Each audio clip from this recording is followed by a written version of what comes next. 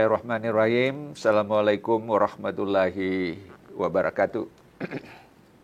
Dengan senantiasa memanjatkan puji dan syukur kehadirat Tuhan Yang Maha Kuasa. Izinkan saya Hafidz Abbas, saat ini diberi amanah sebagai Ketua Senat Universitas Negeri Jakarta untuk masa bakti periode kedua 2023-2027. Ingin saya menyampaikan ucapan selamat kepada seluruh mahasiswa baru telah diterima sebagai mahasiswa Universitas Negeri Jakarta pada tahun akademik 2023-2024. Semoga Anda meraih kesuksesan gemilang di universitas ini sebagai universitas bereputasi di tingkat nasional, masuk pada peringkat kelompok terbaik 100 perguruan tinggi di antara hampir 4.700 perguruan tinggi. Universitas ini saat ini juga tengah berproses dari perguruan tinggi yang berbasis BELU atau Badan Layanan Umum dan akan menjadi perguruan tinggi berbadan hukum yang memiliki otonomi yang lebih besar dalam melaksanakan seluruh rangkaian kegiatan tridharmanya. Dan dari sini akan berikhtiar menjadi perguruan tinggi bereputasi di Asia dan di dunia. Sungguh satu kehormatan pada saya dapat menyampaikan pikiran-pikiran ilmiah seperti apa yang disampaikan oleh Pak Rektor kepada saya untuk ikut memberi pembekalan terkait dengan revolusi industri 4.0 dan era masyarakat 5.0. Pada pekan pembekalan penerimaan mahasiswa baru pada tahun akademik ini, Anda akan mengenal seperti apa sesungguhnya tradisi kehidupan akademik di kampus yang berbeda pada saat Anda menjalani pendidikannya di jenjang pendidikan menengah. Anda juga di sini akan meluaskan cakrawala Anda untuk mengenal visi dan misi universitas ini untuk melangkah ke depan menjadi universitas berkelas dunia. Anda juga akan memperoleh wawasan kebangsaan yang memadai dari berbagai pihak. Karena dalam kehidupan Anda di sini, Anda berinteraksi dengan banyak kalangan. Teman-teman kuliah Anda dari berbagai latar belakang. Ada mahasiswa dari Papua, ada mahasiswa dari Maluku, ada mahasiswa dari Sulawesi, dari Kalimantan. Ini miniatur Indonesia. Tapi Anda juga harus menjadi warga dari spesies Homo sapiens, sebagai warga dari satu masyarakat global, a citizen of a globe. Itulah sesungguhnya semangat yang dituangkan oleh UNESCO yang menyebut universitas itu sebagai scientific community. Yang disebutnya whose members being fully committed to the pursuit of truth. Whose members being fully committed to science and technology development. Whose members being fully committed to the promotion and protection of human dignity, democracy, human rights, justices, and the creation of a world peace. Itulah sesungguhnya sebuah semangat yang hadir di lingkungan kehidupan kampus, kehidupan universitas. Universitas itu artinya universe, dia universal. Jadi mahasiswa tidak boleh terbelenggu oleh satu romantisme sempit.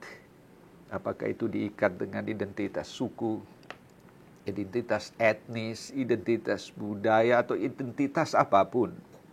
Anda harus larut pada imajinasi intelektual dalam keheningan nilai-nilai universal.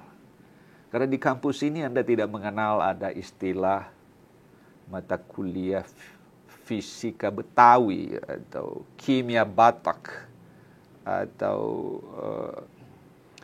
fisika Bugis, tidak. Karena ilmu itu milik seluruh umat manusia. Karenanya Anda harus mengapresiasi nilai-nilai universal yang hadir pada kehidupan seluruh umat manusia. Dengan semangat itu, izinkan saya menyampaikan sedikit refleksi mengenai era Society 5.0 dan Industrial Revolution 4.0. Sungguhnya baru saja kita melewati pandemi COVID-19. Indonesia adalah satu negara yang tercatat ke-9 terburuk di dunia dengan pandemi COVID ini. Ada lebih 6 juta yang telah jadi korban dirawat di rumah sakit. Dan ada lebih 156.000 korban jiwa. Dengan luar biasa kerugian ekonomi dan segala macam dampaknya. Tapi kita setelah melewati itu semua. Kita juga merasakan betapa sulitnya tata kelola pengelolaan pendidikan di semua jenjang, jenis, dan jalur pendidikan di masa COVID itu. UNESCO, UNICEF, PBB mencatat sekitar 60 juta anak-anak yang kehilangan kesempatan belajar secara tatap muka. Jadi ada semacam knowledge gap dan bisa juga menjadi generation loss kalau ini tidak cepat kita imbangi. Bersyukurlah bahwa ada teknologi yang bisa membantu kita dengan kehadiran revolusi industri 4.0. Sebenarnya proses ini diawali ketika pada abad ke-18 ada revolusi industri 1.0 yang ditandai dengan lahirnya revolusi industri di Inggris pada abad ke-18 yang menggantikan tenaga manusia dengan mesin. Lalu kemudian ini berproses pada revolusi industri 2.0 dengan ditemukannya sistem komunikasi massal dengan ada kereta api di Inggris, di Eropa, di Amerika. Dan juga ada komunikasi ditemukannya dengan sistem telegraph communication. Selanjutnya ada revolusi industri 3.0 yang menghadirkan dunia komputerisasi dan digitalisasi seusai Perang Dunia Kedua. Dan ini kemudian terus berproses, berkembang dengan sangat canggih sehingga kita memasuki era revolusi industri 4.0. Ciri dari revolusi industri ini adalah cyber system, komputerisasi, digitalisasi, robotisasi, artificial intelligence, dan segala macam kecanggihan-kecanggihan yang mewarnainya. Oleh Shinzo Abe, Perdana Menteri Jepang, pada tahun 2017 dalam kerangka kebijakan pembangunan industri dan teknologinya, dia pertama kali menyebut urgensi untuk memadukan revolusi industri 4.0 ini dengan kehidupan masyarakatnya disebut era Society 0.0 yang sesungguhnya ingin memadukan antara kecanggihan perkembangan teknologi revolusi industri 4.0 ini dengan era masyarakat 5.0. Mengapa? Karena Jepang itu adalah aging population.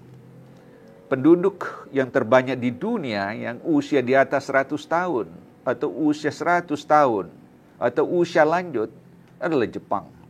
Sehingga masyarakatnya tidak lagi produktif karena usia lanjut.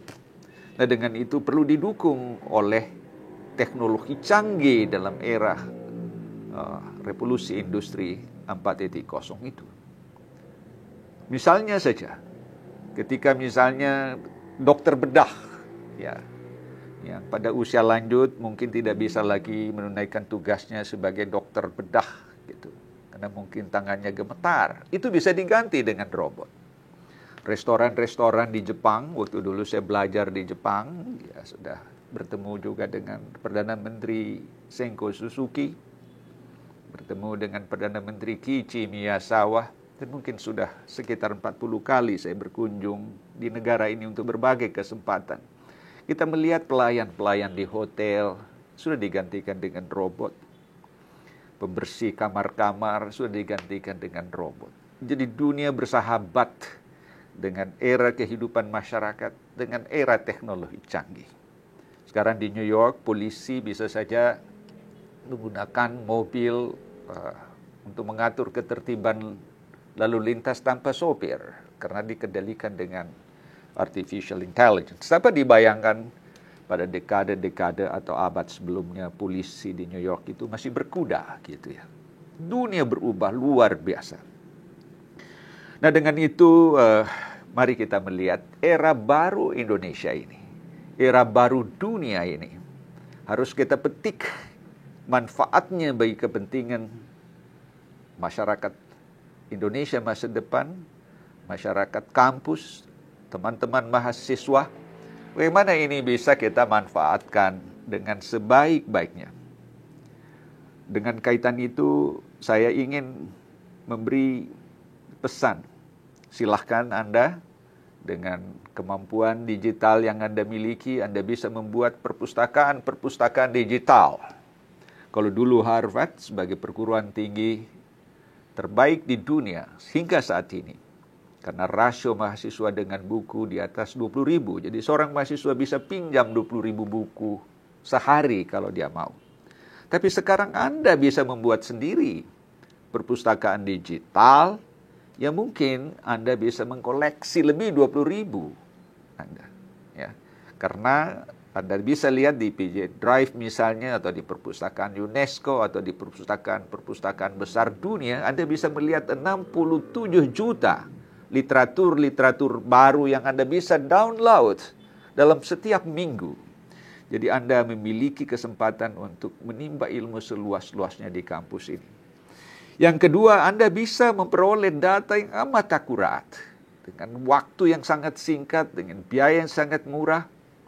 Dan yang ketiga, Anda menikmati democracy of the intellect, karena resources yang Anda pelajari begitu indah, begitu mudah. Dalam kaitan ini, saya ingin berpesan pada Anda sekalian.